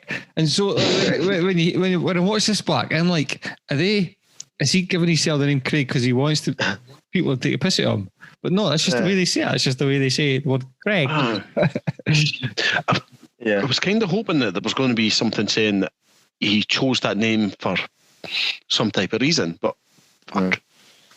I think in that kind of world, either use your name or they come up with some crappy nickname for you, and it's like Red Eye or or Smokey or something like that, or Big Worm. Big Worm. I take Craig over Big Worm. I think he's got the kind of play the straight guy most of the city, so it makes kind of sense. He's got a normal name, but you want some gangster rap trivia, gangster rap beef trivia. Oh. Smokey convinces Craig to get high, and when he eventually does take a smoke, the song that comes on is Cypress Hill. Roll it up, light it up, smoke it up, right? And the story goes that Ice Cube wanted the song to be another Cypress Hill one, throw your set in the air. That's what you want to play him. So he pitched it to them, and I think one of the guys at Cypress Hill is called Be Real. He said, "Nah, you're not getting that song. We'll give you this song." They may have even written it, especially because when you listen to it, it's got kind of smoking on a Friday morning or something like that in the first quarter. So he gets that. So what Cube does is when he's in the soundtrack, there's a song by Ice Cube called Friday, and the chorus of that is basically throw your neighbourhood in the air like you don't care. And he just rips it. Right? Major beef. The guys fall out for years. There's at least 3 diss tracks from Cypress Hill just Major shade. Yeah, Ice Cube loved to diss people, man. He done his own, aye. Didn't give two shits. Aye. My favourite song of his is No Vaseline, and that's like him throwing fucking major shade at the rest of NWA. But you could tell that they must have made it up between that and this. You know, when NWA broke up in this in 95. Yeah, because he's still got Drake coming in there. Song, yeah. Quite a few different tracks. Yeah. Keep your heads ringing. He's produced a couple as well. Because that actually, when I heard that, I was thinking, oh, fuck, when was this actually made? And actually, I was thinking, well, fuck, it must have been a good few years after NWA broke up, or was it how soon after it? Have you got I think time frames there? I think when in Straight Outta Compton, when you see Cube sitting writing the thing to Friday, that there's no danger that time that's the match. That's thrown together, checking loads of boxes. Mighty did that. He died of AIDS. He wrote Friday. But I'm thinking when Pac died and when this came out, it was 95, 93. So Ice Cube left the group in 89. So that's a good while. Yeah. Time for a beef to kind of raise up and settle back down again. Exactly. It's funny that you should mention that, kind of like referencing backwards, but like this film did kind of breathe new life a couple of years ago. Now, with the whole Bye Felicia thing taking over pop culture, do you remember that? Everyone was saying that. And then that also came from this movie, so it's weird, the movie from 95 just in the 20-teens. So was it just for beggars, you would just be saying Bye Felicia? It's just a way to get someone away from you, a walk away kind of thing. Right. Yeah. Sorry, Darren. I've never heard that reference, so I told you walk away a few times. That's one of my things from earlier. I say it behind your back at a time, Tarig. Bye, Felicia. Bye, Felicia. It might have something to do with it. The film Straight Outta Compton, obviously, Ice Cube's son plays Ice Cube in Straight Outta Compton. He wears the same gear as Ice Cube, like literally the same. Well, I don't know, it was literally the same shirt, but the same shirt he wears in that, and he actually says the words "Bye Felicia" in that film as well. So that might have had a resurgence. That might have been. Plus, it was 1995, so last year would have been the 25th anniversary of it. So that might have had. That'll be the NWA movie. So that was pretty shut up. Any of you guys seen any of the sequels? I think you haven't done. I didn't know there were sequels, no. There's two, isn't it? Saturday, Sunday? Nah, it's Friday and then Friday after next. I've definitely seen Next Friday. I've seen that more than I've seen Friday, I think. From what I can remember, they were what I read easy days. Is that there's only Craig, his dad, and Stanley that are in the second one from the first one. Yeah. Like even his mum turns up in the third one, Friday after next, which apparently is like a Christmas film, as much as like Die Hard's a Christmas film. Set a Christmas so I remember Next Friday was kind of set around a salon where he's kind of doing haircutting. So this might be where he's took the barbershop idea and kind of ran with it later on. Okay. And his cousin's got some crazy girl looking for him. Oh, Christ. I would really need to rewatch that because I was insanely high the whole time that I watched Next Friday. So I also heard but that there were good films.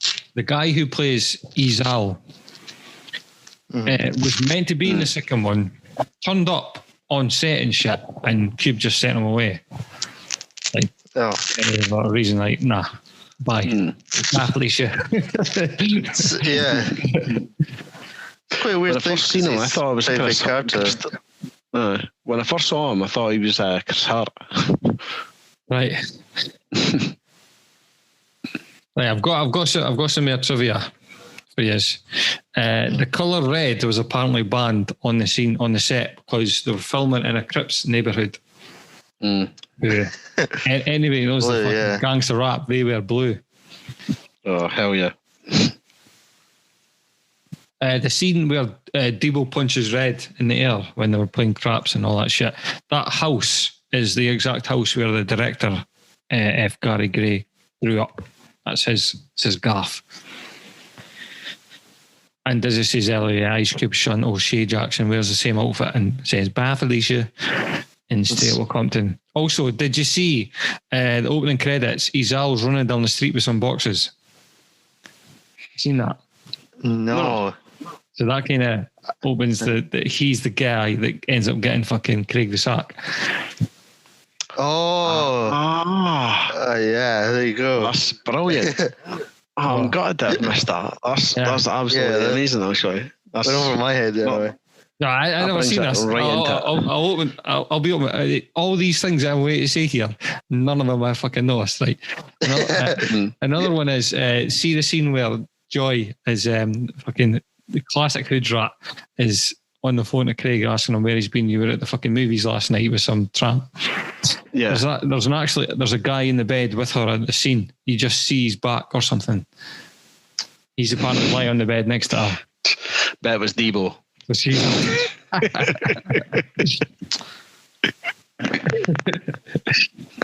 but yeah, actually, a great character as well, by the way. Like, how could you take that? If you're an actor on set and she's fucking pulling out the big nails and fucking you must be pushing yourself off, right? Yeah. There's the flashback scene where Smokey's in the car with Hector and his mate. There's in the background there's a wall and two guys are sitting on it. And during filming, they were kind of asked to move on, but they were like, "Nah, this is my house." And I'm sitting here. Deal with it. You fucking move on. And so they were even offered like walk-on roles or something to get the fuck. And they says, "Nah, you can't tell me what to do." So they're in the movie, but obviously nobody wanted them unnamed. Yeah. Unnamed, on parole. That's good. I quite like that. It does add authenticity. We have actual definitely, people. Yeah. When Craig's mum is having her breakfast, a fucking slap up sausages, egg, last night's pork, like that. She uses the last of her sugar in her coffee. You know how later on he's looking for sugar for the fucking some juice. Yeah, for the Kool-Aid. Hey, Kool-Aid. Kool-Aid. So fuck knows what you do with the sugar on that, but yeah, she's actually seen apparently using that. Not one white person appears in the movie. There's black people. Wow. There's two Hispanic people. Mexican. And there's one. I can't believe I just said that's. The Asian guy's brilliant, actually. The Asian who owns the black-owned store. Yeah. Which is what we were talking about before with Trigger Mike. Killer Mike. Oh, Killer Mike, sorry. Trigger Mike. Who the fuck's Trigger Mike? I think it shows Trigger Warning, yeah. Trigger Warning, that's what which I watched. I watched that one and I watched the one after it with the education and that. He goes to the kids and says... You don't need to fucking learn this. I want to be president. Shut up. You're never going to be president.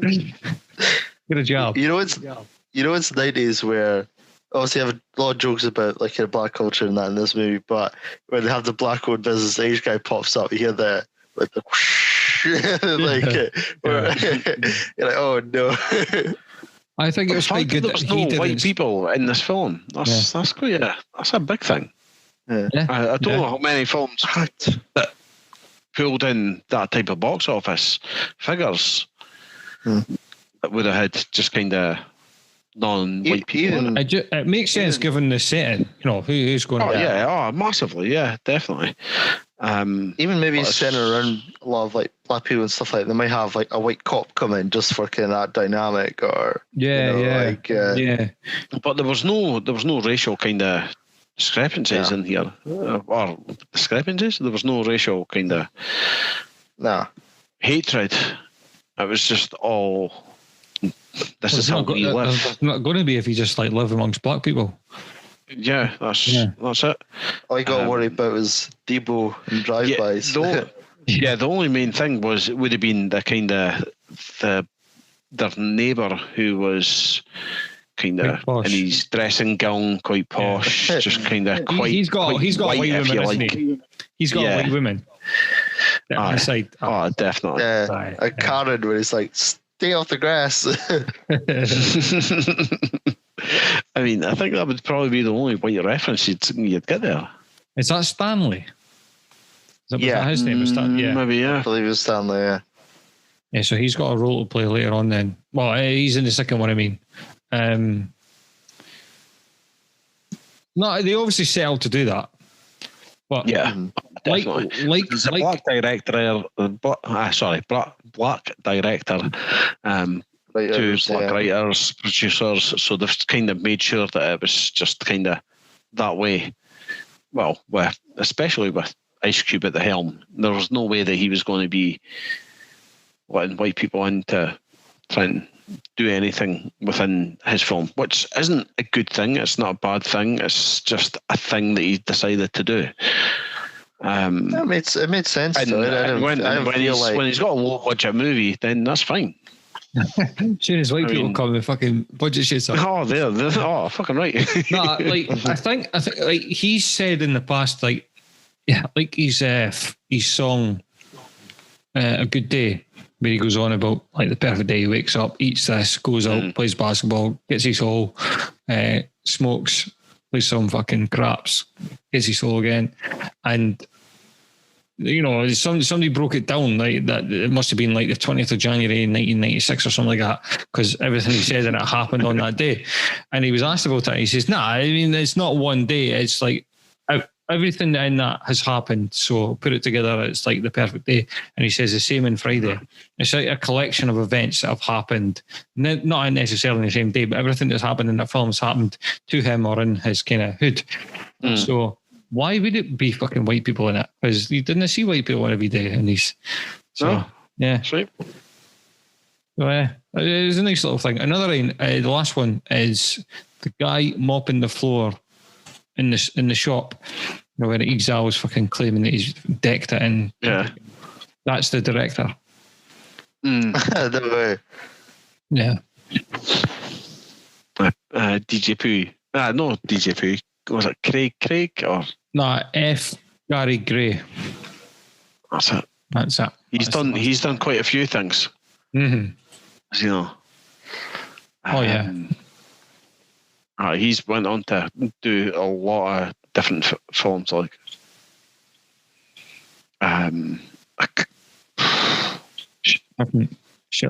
this is me just talking from having a quick scoop on IMDb. I'm on there now, right? So he directed, after this, the Waterfalls video for TLC. Keep Your Heads Ringing video for Dre. Two biggies. Babyface, Whitney Houston, The Negotiator. R. Kelly, Outcast Miss Jackson video. We'll forgive the R. Kelly then. There are a few for R. Kelly.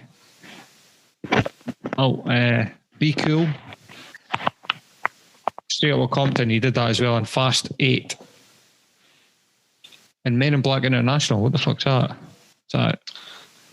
Well, yeah, that's the newer one. I don't think we'll ever discuss again. Yeah, Chris Hemsworth, and when they tried to make Chris Hemsworth a comedian actor. Right, enough said. Yeah. They tried to replace Will Smith with Chris Hemsworth and nobody noticed.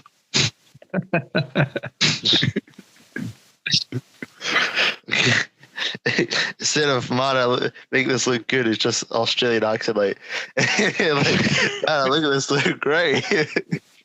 I've never seen it actually, but yeah. Anyway, that's me up to read out. Friday. Anything else to add? No, just it's Friday. You got shit else to do. You got a job. Let's get high. Not advice to the listeners. That is advice to listeners, Darren. As if they're on furlough. Oh, hell yeah. Right, okay, next time, which will be in 2 weeks because we're doing these every fortnight now. Hopefully giving you guys plenty of time to catch up on previous episodes and watch this film as well, so you can just get in on the jokes and everything that we bring up when we're discussing the film. But I've got a choice of two. One's a dark comedy and one's very much not. The first one is Burn After Reading. I mentioned this in the group chat. I don't know a lot about it. I know it's, apart from it's got George Clooney in it, and it's a dark comedy. It's something about it just kind of trigged me. Yeah, I should do that. Or another one which I very much intend to watch is Dead Man's Shoes, which I think is an older guy. It's UK. It's what's his name? Scottish based. Is it? Yeah. Shane Meadows. So I think Shane Meadows is famous for really gritty British dramas. So Richard returns to his... No, it's not. It's Derbyshire. Richard returns to his hometown in Derbyshire soon after serving as a paratrooper in the British Army. He learns that his younger, mentally impaired brother Anthony is being basically getting abused by a group of drug dealers. I have seen this. This is bringing it back. I've never seen this. This is grim. Yeah.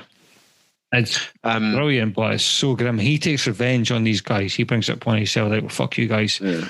Police are not going to do nothing. Oh, it's so bad. It's great, but it's a hard watch. I don't know if it's worthy of this. The only reason that I was saying that it was Scottish was because Graham Sharp G was saying that this is a great Scottish film. Well, I do want to get Scottish films. I'm naming and shaming him. Yeah, but I don't know. It's set, and Shane Meadows is from Manchester, I think. He's the director behind This Is England. All these series, terrific work. He's definitely not Scottish. It's set in Derbyshire, so yeah, there's many Scottish about this. I'm going to pick the other one then. I'm going to pick Burn After Reading. Right, cool. It's on Netflix, and that's what we'll do in 2 weeks. Right, and Kieran, I want you to start watching The Boys. Yeah, pronto. Right.